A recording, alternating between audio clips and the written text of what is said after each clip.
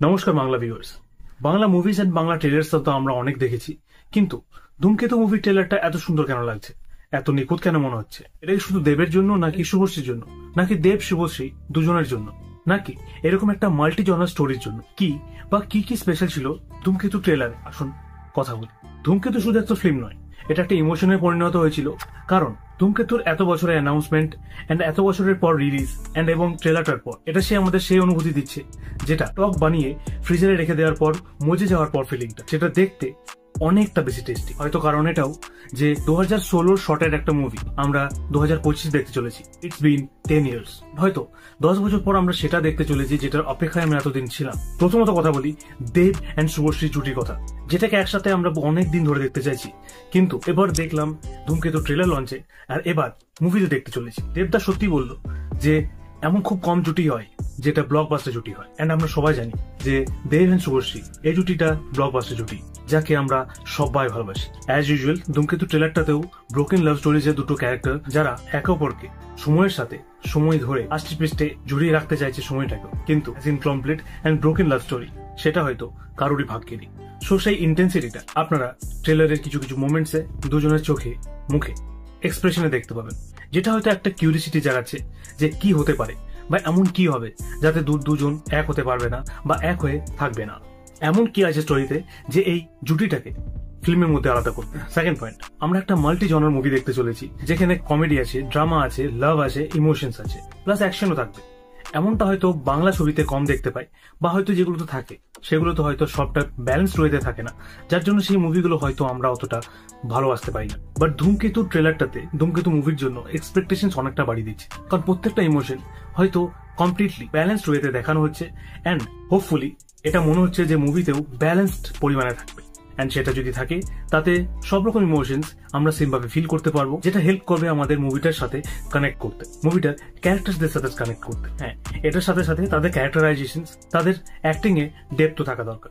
সেটা মুভিতে কি হবে জানি না, কিন্তু ট্রেলারটাতে দেব বলো, শুভশ্রী বলো, বা রুদ্রনীল ঘোষের কথা বলি, যিনি পোস্ট বাবু হিসাবে অভিনয় করে, সবাই by acting, by dialogues, by expression on point আছে। এন্ড স্পেশালি এই জন্য বললাম রুদ্রনীল ঘোষকে, কারণ ট্রেলারে হয়তো সব থেকে ইন্টেন্স অ্যাক্টিং ওনারই দেখতে পাচ্ছি আমরা সবাই জানি উনি একজন ভালো অ্যাক্টর, তো সেই হিসাবে ট্রেলারে ওনাকে এভাবে দেখে এক্সপেকটেশনসটা আরো বেড়ে যাচ্ছে। থার্ড পয়েন্টটা বলি, সেটা হচ্ছে শুভশ্রী। শুধু শুভশ্রী না, শুভশ্রীর লুকের কথা বলছি। শুভশ্রীর লুক হিসেবে যে লুকটা ওনার 2025 আছে, যেটা আমরা মুভিতে দেখতে পাচ্ছি, সেটা বাকিদের জন্য জানি না, কিন্তু আমার জন্য 2016 এই লুকটা পারফেক্ট। আমি বলতে চাইছি ওনার সার্জারির আগের লুকটা, ওটাতে উনি আরো innocent, beautiful and cute and camerogenic মনে হতো ওনার ফেসটা, বাট সেটা এখন আমার ক্ষেত্রে মিসিং। অভিনয় হয়তো আগের থেকে ইমপ্রুভ করেছে বা উনি আরো অভিজ্ঞতা গেইন করেছে, কিন্তু একটা সুইটনেস যেটা ওনার মুখশ্রীতে ছিল, এটা উইথাউট সার্জারি আরো প্রস্ফুটিত হতো, যেটা আমার ভালো লাগতো। তো সেই জন্য আমি এক্সাইটেড স্পেশালি, কারণ ওনাকে ওনার পুরনো লুকে আমি এই মুভিতে দেখতে পাবো, ধূমকেতুতে দেখতে পাবো। এটা আমার পার্সোনাল ওপিনিয়ন। সো ওনার ফ্যান্সরা এটা তো অফেন্ড হওয়ার কোনো ব্যাপার নেই, যে যেভাবে দেখতে পছন্দ করে সে তাকে সেভাবে দেখবে, তাই না? এন্ড দেবের কথা তো কি বলবো, হয়তো 2016 যে এরাটা সেটা হয়তো ওনার চকলেটি বয় এরা, যেটা, বাট এটাতে ওনার একটা ম্যাচিউর পারফরমেন্স দেখতে পাচ্ছি আমরা। এন্ড স্পেশালি দেবকে সবাই এই জন্য দেখতে যাবে ওনার প্রেজেন্ট পারফরমেন্সের জন্য। হয়তো আজকালকার মুভিজে ওনার যে সিরিয়াস এন্ড ম্যাচিউর পারফরমেন্সটা আমরা দেখতে পাচ্ছি, সেটা এই মুভিতে আমরা এক্সপেক্ট করতে পারি, যেটা দেখে মনে হচ্ছে যে উনি ওনার দেশের জন্য লড়বেন, নিজের ভালোবাসার জন্য লড়বেন। এবার দেখতে এটা পাবো যে জিতছেন কোনটাতে, আর তাছাড়া এটা যেন না হয় যে কোনোটাতে জিতবেন না।